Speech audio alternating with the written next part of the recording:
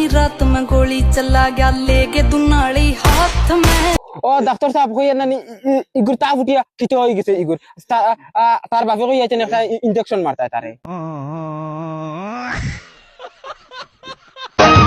কানতে কানতে ঘুমাই যখন নিশিরাতের কানের উপরে একটা থাপ্পড় দিয়ে বুঝাইতে পারতাম যে তোর ভিতরে তার মা ছিঁড়ে গেছে।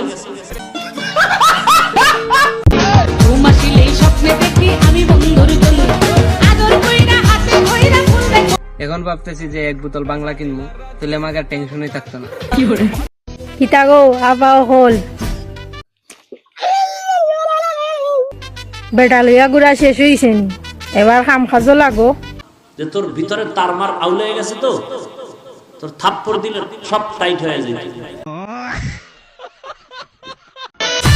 আমি ভাই সহজ সরল মানুষ, কারো ইগনোর করতে পারি না।